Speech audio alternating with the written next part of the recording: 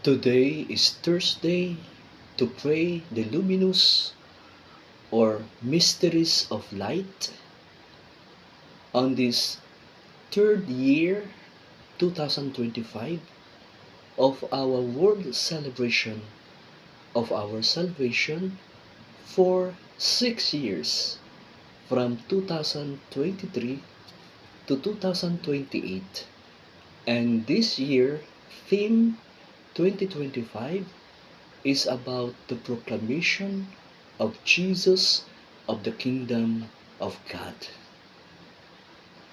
in our third mystery of light. And this is actually perfect, like of the gospel today,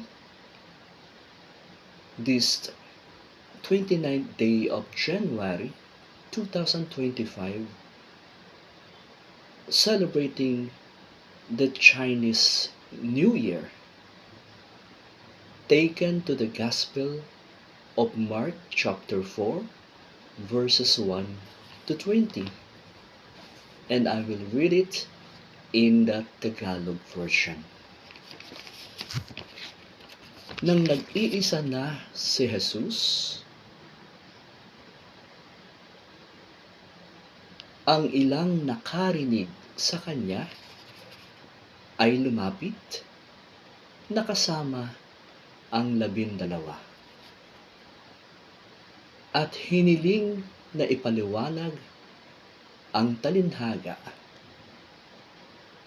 Sinabi niya, sa inyo'y ipinagkaloob na malaman ang lihim tungkol sa paghahari ng Diyos.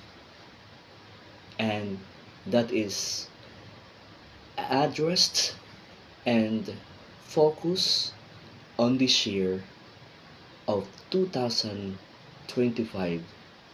in the third mystery of luminous mystery. This is why we are celebrating for 6 years of our world celebration of our salvation. It's time for this year of 2025 being pilgrims of hope, journeying together to the proclamation of the kingdom of God, using the social communication, the world of communication, to be courageous truth and hope tellers in our world marred by conflicts, division, and misinformation. Preaching the Word of God and to proclaim the kingdom of God to Pope Francis, why being a priest is not a job or fulfilling an employment contract, but it is a gift from God that should be contemplated and treasured as such. It is why for perfectly by obedience to follow the will of God through our faith, why I brought the good news on May 24, 1992 up to the present, and back to the Philippines, coming from Rome, Italy,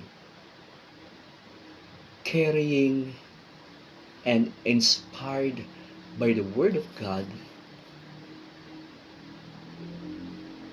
and spiritually nourished to God's promise in His resurrection. And that is taken from the letter of St. Paul to the Hebrews, chapter 11, verses 1 to 40. Why having the fullness of the priesthood with indelible collegial character, with Mary's intercessory, to be chosen witness of Jesus' resurrection inside the Holy Eucharist Mass at Poiano, Verona, is by the power of the Holy Spirit. Since I already received the holy orders of the priesthood of the same sacred power of the ordained with regard to my brother bishops and priests. Why, according to Pope Francis, those who turn ordained ministry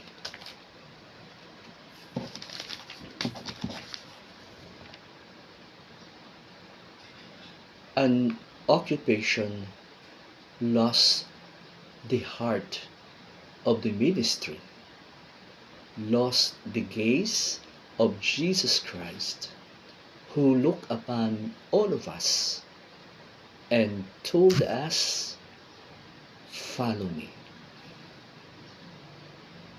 And going to the Deus Caritas S Monastery in Kapangan, Benguet, on Mary's birthday this coming September 8, 2025, being our Mother of God is the spouse of the Holy Spirit, which I was covered into my entire body and soul by the light that comes to our Mother of God directly in one of my 3 dream visions to Mary, year 1989, before I was accepted of the HMI Fathers Congregation of the Sons of Holy Mary Immaculate, a pontifical religious congregation. Why the monastery is a contemplative life of the ordained, to be built in Kapangan, Benguet, dedicated to our Pope Francis and to the College of Cardinals and Bishops around the world. And this gift of ministry consecrated in effort, intelligence, and also a bit of shrewdness are needed to safeguard this gift properly, according to Pope Francis. It is true that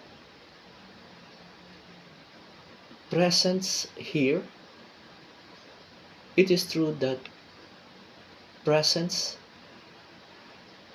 have things they must to do.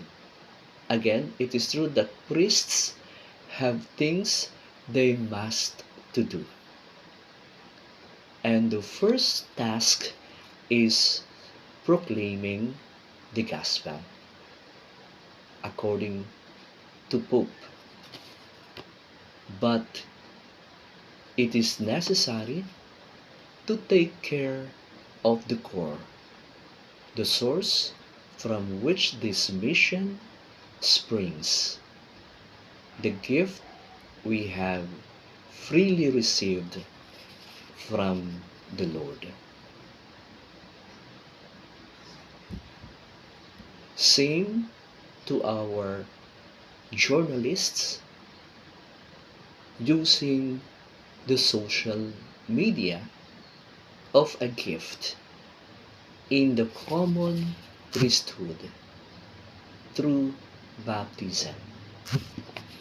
The Catechism of the Catholic Church tells us that by baptism, the baptized share in the priesthood of Christ in his prophetic and royal mission, taken from CCC 1268.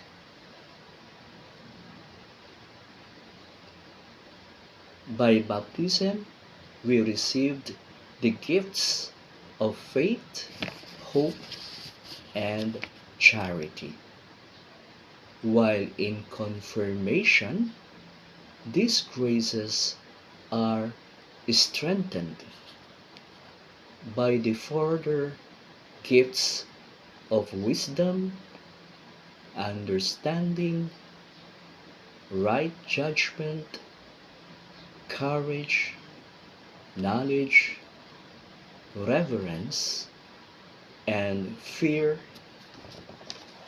of the Lord. To end this, why either we are ordained or non-ordained ministries, it is important for all of us baptized for an author to be unbiased. Writers should write objectively and inclusively to receive respect and trust from readers.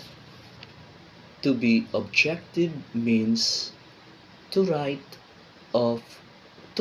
with curiosity rather than having a present opinion, and to engage with research rather than presenting a personal preference.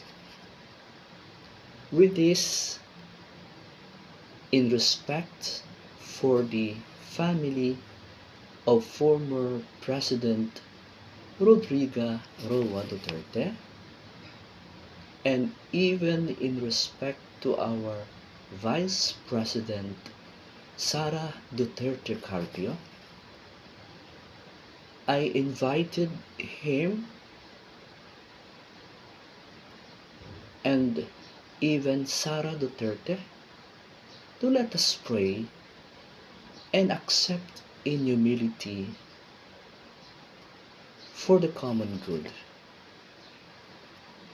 to proceed for the investigation of the ICC to the war on drugs, for the sake of the victims on war on drugs, and to Bibi Sara to allow the impeachment trials to proceed by the grace of God, so that both the father and daughter of former president will be lesson to all of us, especially all elected and appointed officials, which the coming national and local elections on May 2025 should be lesson of the past for our leaders, not to abuse the power, and also to properly use the national fiscal budget of the different departments of our government.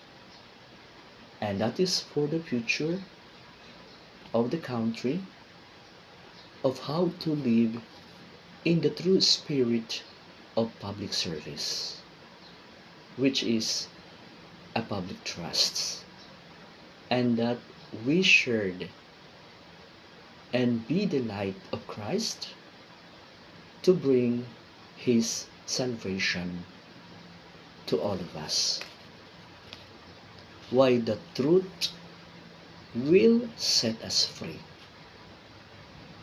In the original intent of this praise refers to a spiritual freedom from the bondage of sin.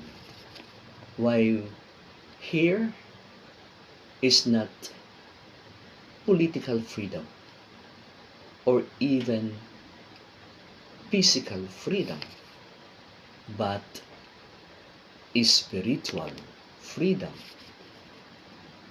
This is real freedom that only Christ can give. Amen.